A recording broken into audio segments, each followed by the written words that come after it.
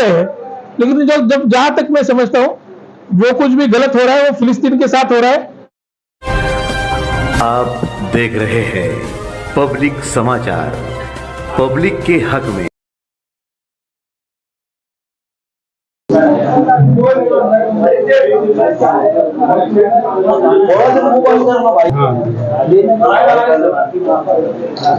आज अमित भाई की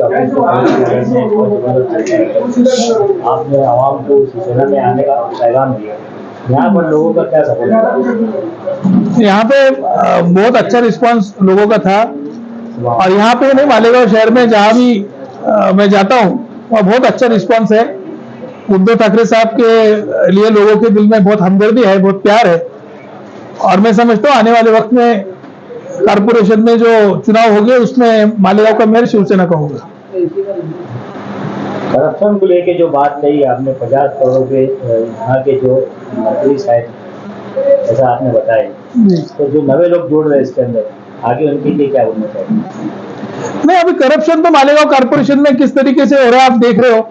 यहाँ पे कारपोरेशन के चुनाव होने नहीं दिए जा रहे, तो यहाँ पे आयुक्त को प्रशासक बना दिया गया है। प्रशासक के जरिए सारा काम जो है वो मंत्री कर रहे हैं, और मंत्री के नेतृत्व में सारी कारपोरेशन की लूट फरेब हो रही है, भ्रष्टाचार हो रहा है। 40% तक हर काम में पैसा निकाला जा रहा है। और हमारे जो सहयोगी पार्टियां हैं, चाहे उसमें राष्ट्रवादी कांग्रेस हो या पहले जनता दल थी, अभी वो जनता दल छोड़ चुके हैं, लेकिन वो जो हमारे सारे साथी हैं उन्होंने कई आंदोलन भी किए हैं, ईडी को शिकायतें भी की है, सारी बार प्रेस में जा रहा है। और क्या भ्रष्टाचार मालेगांव शहर में हुआ है वो आप देख रहे हो। हमारे मंत्री साहब ने कहा था कि 2023 का जो साल है ये हिंदुस्तान के इतिहास में मालेगांव के लिए सोने के अक्षरों से लिखा जाएगा, इतना विकास वो करेंगे। लेकिन मैं समझता हूं वो हिंदुस्तान के इतिहास में मालेगांव का नाम सोने के अक्षर से लिख चुके हैं, क्योंकि पिछले 70 साल में जितना भ्रष्टाचार मालेगांव में आज तक नहीं हुआ, उससे ज्यादा भ्रष्टाचार का रिकॉर्ड उन्होंने एक साल में बना के दिखाया है। और मैं चाहता हूं कि हमारे मिनिस्टर साहब का Guinness book of world record में नाम दर्ज हो, क्योंकि उनके लिए इतना भ्रष्टाचार करने का जो लेवल है वो अभी तक किसी ने हासिल नहीं किया है।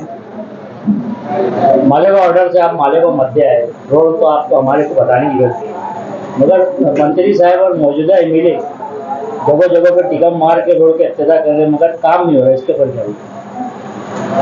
मैं ऐसा सोचता हूं कि जो लोग फिरका परस्त लोगों के साथ है, चाहे वो हिंदू विचारधारा से हो चाहे वो मुस्लिम विचारधारा से हो, कोई आदमी फिरका परस्त होके किसी का विकास नहीं कर सकता।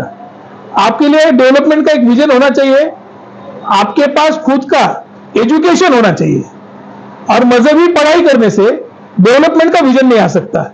आपको स्कूली पढ़ाई करना जरूरी है, और जो सही ढंग से स्कूली पढ़ाई नहीं करे हैं ऐसे लोगों के हाथ में अगर आप शहर को देंगे तो आज जो हालात आप देख रहे हो इससे बदतर होते जाएंगे। एक आखिरी सवाल, फलस्तीन को लेकर सेकुलर पार्टियां बहुत आगे आ रही सपोर्ट कर, तो आपका क्या सपोर्ट है फलस्तीन में?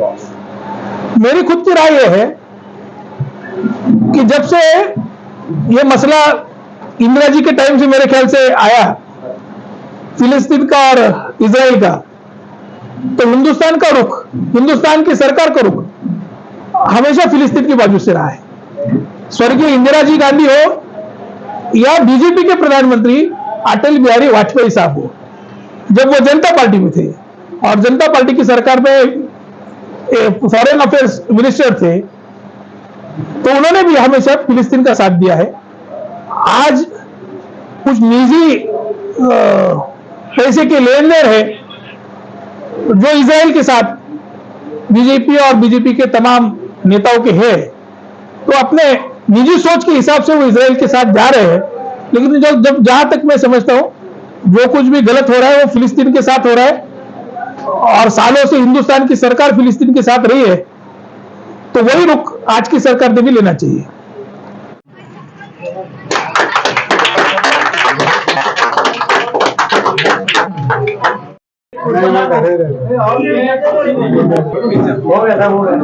चलो थोड़ा पीछे आवाज नहीं करो। आज यहाँ मालेगांव कारपोरेशन के एक्स कारपोरेटर फरीद भाई कुरैशी, इनके ऑफिस में जो पार्टी का ऑफिस उन्होंने खोला है, वहां पे हम लोग आए हैं और यहाँ पे जो सुविधा केंद्र उनकी जानिब से शुरू हो रहा है, जिसके जरिए से जरूरतमंद लोगों के काम किए जाएंगे, गरीब लोगों के काम किए जाएंगे और वो बहुत अच्छा निर्णय उन्होंने किया है और मुझे खुशी है कि ऐसे अच्छे काम का उद्घाटन करने का मुझे सौभाग्य मिला है। मेरी शुभकामनाएं उनके साथ है, ऐसे अच्छा काम उनके जरिए से होता रहे और आगे भी उनको लोगों का काम करने का ऐसा ही मौका मिले। आज रौनकाबाद और यहाँ के आसपास के कई एरिया में कुछ कामों के नतीजे से मैं आया था, अभी मैं मालदीव शिवार जाने वाला हूँ और लोगों के तरफ से मुझे बहुत सारी शिकायतें आई है। रोड के बहुत प्रॉब्लम है और वो रास्ते की क्या हालत है वो मुझे देखनी है।